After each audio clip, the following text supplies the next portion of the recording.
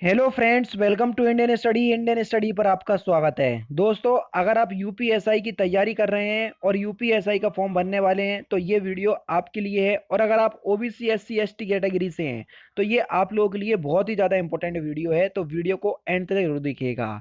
क्योंकि आप सभी लोग जानते हैं कि आपका यूपीएसआई का जो फॉर्म है वो 1 अप्रैल से स्टार्ट हो जाएंगे भरना। तो अभी आपके पास पर्याप्त समय है। जो भी जाति प्रमाण पत्र और मूल निवास यानी कि डोमिसाइल बनवाना चाहता है तो वीडियो को एंड तक जरूर देखिएगा, क्योंकि कौन कौन ऐसे व्यक्ति हैं जिनको नया जाति प्रमाण पत्र और नया मूल निवास बनवाना चाहिए। ठीक है ना? तो वीडियो को एंड तक जरूर देखिएगा। वीडियो स्टार्ट करने से पहले मैं आपको बता दूं दोस्तों, जैसा कि आप सभी लोग जानते हैं कि यूपी ट्रिपल एससी में अगर आपको सिलेक्शन चाहिए तो पहले आपको पीईटी क्वालिफाई करना पड़ेगा। इसी पीईटी के लिए अनअकैडमी आप लोगों के लिए महा मैराथन क्लास लेकर के आया है, जो कि प्रिंस सर के द्वारा ली जाएगी। ये आपकी महा मैराथन क्लास जो है 26 27 और 28 फरवरी को अलग अलग समय पर ली जाएगी। सुबह 11 से शाम 4 बजे तक ये आपकी क्लास चलेगी। 5 घंटे की लगातार क्लास होगी जिसमें आपको अलग अलग टॉपिक पढ़ाए जाएंगे, जैसा कि आपको डिस्प्ले पे दिख रहा होगा।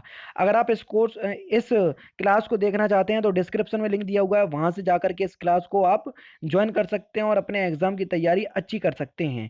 और अगर आप अनअकैडमी के आगामी कोई भी कोर्स को परचेस करना चाहते हैं तो डिस्क्रिप्शन में लिंक प्रोवाइड करवा दूंगा, वहां से आप कोई भी कोर्स को परचेस कर लीजिएगा।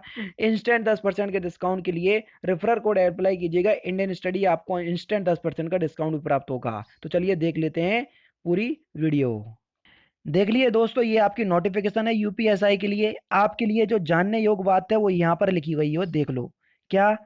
उत्तर प्रदेश लोक सेवा अनुसूचित जातियों, अनुसूचित जनजातियों और अन्य पिछड़ा वर्ग के लिए आरक्षण अधिनियम 1994 समय समय पर यथा संशोधित जो होता गया है कि अनुसूची 2 के अनुसार क्रीमी लेयर ओबीसी और एससी ओबीसी में होता है। ठीक है, क्रीमी लेयर और नॉन क्रीमी लेयर जो 8,000 से 8 लाख से ज्यादा जिनकी वार्षिक आय है और 8 लाख से कम जिनकी वार्षिक आय है वो नॉन क्रीमी लेयर में आते हैं। ठीक है, क्रीमी लेयर के अंतर्गत आने वाले उत्तर प्रदेश के पिछड़े वर्ग के अभ्यर्थियों को आरक्षण का लाभ अनुमन्य नहीं है। ठीक है, साफ साफ यहाँ पर लिख दिया गया है कि अगर आप ओबीसी कैटेगरी से और अगर आप क्रीमी लेयर से हैं तो आप लोगों के लिए आरक्षण नहीं है। ठीक है, यहाँ पर देखो साफ साफ लिखा हुआ है और काले वर्डों में लिखा हुआ है, हाईलाइट किया हुआ है। क्या?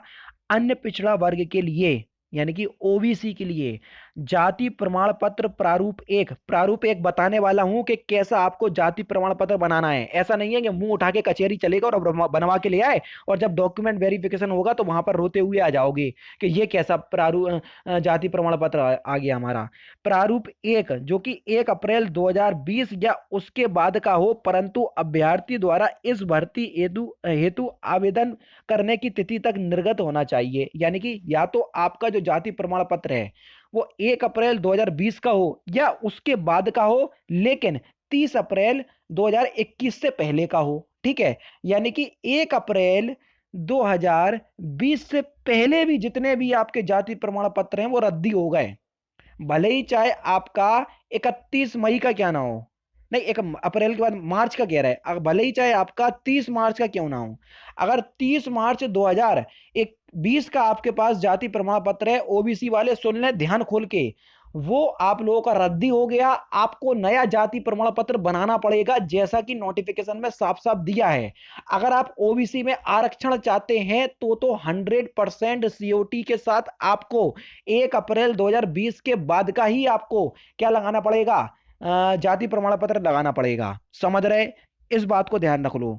और अगर आप एससी से हैं और एसटी से हैं, एससी से हैं और एसटी से हैं तो आपके पास मात्र जाति प्रमाण पत्र होना चाहिए। लेकिन मैं आपसे यही बोलूंगा, आपके पास समय है। जाति प्रमाण पत्र कोई 1000 या 2000 का नहीं बनता, मुश्किल से 100-150 रुपए का बन जाता है किसी भी लोक सेवा केंद्र में। तो आप जाकर के नया जाति प्रमाण पत्र बनवा लीजिए। आप एससी और एसटी से हो तो, जिनके पास बिल्कुल पैसे ही नहीं है तो उनको बोलूंगा कि ठीक है कोई नहीं, आप पुराने से काम कर सकते हैं। जो एससी और एसटी वाले हैं उनके लिए बोल रहा हूं, लेकिन आप नया बनवा लोगे तो बहुत ही ज्यादा फायदे में रहोगे। फिर आपको कोई परेशानी नहीं होगी जब आपका डॉक्यूमेंट वेरिफिकेशन होगा। और जिनके पुराने हो चुके हैं, 3 साल से पुराने हो चुके हैं जिनके, चाहे वो एससी से हो चाहे वो एसटी से हो, तो वो तो बिल्कुल अवश्य नया बनवा लीजिए।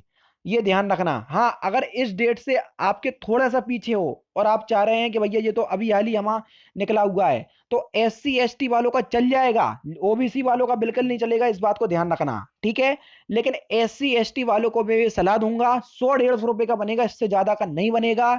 इसलिए मैं आपसे कह रहा हूं कि आप नया जाति प्रमाण पत्र जरूर अवश्य बनवा लें, उसके बाद फॉर्म अप्लाई करें, ठीक है। एक चीज, जाति प्रमाण पत्र की दिक्कत जो है वो समाप्त हो गई आपकी। ओबीसी वालों को नया बनवाने हैं। अगर आप एससी एसटी कैटेगरी से हैं तो आप, अगर आपका 3 साल से पुराना हो गया तो आप भी नया बनवाओ, बिल्कुल अवश्य। और अगर इस डेट के अंदर आ रहा हो तो ठीक है, और अगर इस डेट के अंदर नहीं आ रहा हो तो कोशिश करो अगर नया बन जाए तो ठीक है, और बिल्कुल भी पैसे नहीं है कि मतलब बहुत ज्यादा गरीबी है, तो फिर मैं कहूंगा कि चलो पुराने से काम चला लो। लेकिन कोशिश करो, 100-150 रुपए में कुछ नहीं जाएगा, ठीक है। जब आप 400 रुपए का फॉर्म भर रहे हो तो 100-150 रुपए में ये बनवाने में कोई दिक्कत नहीं होनी चाहिए, ठीक है। अब एक चीज और, यहां पर देखो, अन्य पिछड़ा वर्ग यानी कि ओबीसी वालों के लिए साफ साफ बोल रहे हैं ये, अन्य पिछड़ा वर्ग श्रेणी के अभ्यर्थियों द्वारा निर्धारित प्रारूप एक निर्धारित अवधि का प्रमाण पत्र प्रस्तुत न किए जाने अथवा भारत सरकार की सेवा हेतु मान अन्य पिछड़ा वर्ग श्रेणी के प्रमाण पत्र प्रस्तुत किए जाने पर उसको अनारक्षित श्रेणी के अभ्यर्थी के रूप में व्यवहारिक किया जाएगा। अगर आपने ओबीसी का जाति प्रमाण पत्र नहीं दिया तो आपको जनरल में काउंट कर लिया जाएगा, यहां पर साफ साफ लिख लिया है। और प्रारूप एक का इनको जाति प्रमाण पत्र चाहिए। सर ये प्रारूप एक क्या होता है, अब याली बताता हूं। ये है भैया प्रारूप एक, यहाँ पर देख लीजिए नोटिफिकेशन के सबसे एंड में दिया हुआ होगा, ठीक है। कुछ नहीं, यहाँ पर शासनादेश संख्या देखा करो, बस जो भी आपका जाति प्रमाण पत्र बने उसमें शासनादेश संख्या देखा करो, ये आपका ज्यों का त्यों लिखा होगा। उसके बाद ऐसी जो जो लाइन है कोडिंग वाली लाइन, ये सारी देख लिया करो। ये बिल्कुल प्रारूप एक का आपका कहलाएगा। जरूरी नहीं है कि इसी को आप बनवा करके, मतलब इसी की आप प्रिंट आउट निकलवा लो और उसके बाद इसी को केवल बनवा लो, ऐसा नहीं है। जो आपके तहसीलदार बना रहा है वो भी आपका ठीक होगा, लेकिन उससे पहले उनको ये दिखा देना कि सर हमको ऐसा चाहिए जो प्रारूप एक का होना चाहिए। समझ गए प्रारूप एक क्या होता है। फिर भी कोई भी कंफ्यूजन हो तो मेरे से कमेंट बॉक्स में पूछ लेना। ध्यान रखना, बहुत सावधानी बरतना इन सभी चीजों में, नहीं तो आपको बहुत ज्यादा दिक्कत होने वाली है आगे चल करके। अब मैं आपको बता देता हूं डोमिसाइल यानी कि मूल निवास के बारे में। यहां पर देखो साफ साफ लिखा है, आरक्षण एवं अधिकतम आयु सीमा में छूट के दावे संबंधी अभिलेख। अगर आपको आपकी आयु में, एज में रिलैक्सेशन चाहिए तो आपको मूल निवास प्रमाण पत्र चाहिए होगा, आवेदन पत्र जमा करने की तिथि से पहले का। साफ साफ बोल दिया, ये नहीं है कि आप पुराना रद्दी लगा दो। अब यहां पर देख लो, अनपिछड़ा वर्ग के लिए जाति प्रमाण पत्र प्रारूप एक का, जो कि अभी हाल मैंने आपको बता दिया, ठीक है। और आपको बता दें, मूल निवास प्रमाण पत्र अगर ओबीसी, मतलब ओबीसी वालों को तो निश्चित रूप से चाहिए। अगर आपको एज में रिलैक्सेशन चाहिए और अगर आप ओबीसी कैटेगरी से हैं तो आपको मूल निवास प्रमाण पत्र एक नहीं 1000% बनवाना है। समझ रहे, इस बात को ध्यान रखना। अन्य पिछड़ा वर्ग के लिए बोल रहा हूं मैं। अब यहां पर देखो, आपको अनुसूचित जाति और अनुसूचित जनजाति वालों के लिए जो जाति प्रमाण पत्र बनवाना है वो प्रारूप 2 का बनवाना। प्रारूप एक ओबीसी वालों के लिए है, प्रारूप 2 किसके लिए है, एससी और एसटी वालों के लिए है। ध्यान से सुनना बिल्कुल भी, ठीक है। उसके बाद ये स्वतंत्रता सेनानी हो गए, वो प्रारूप 3 वाले हो गए, ठीक है। और यहां पर देख लो कि आर्थिक रूप से कमजोर वालों के लिए हटा दो, मूल निवास प्रमाण पत्र आप ओबीसी वाले जरूर बनवा ले और एससी और एसटी वाले भी बनवा लें।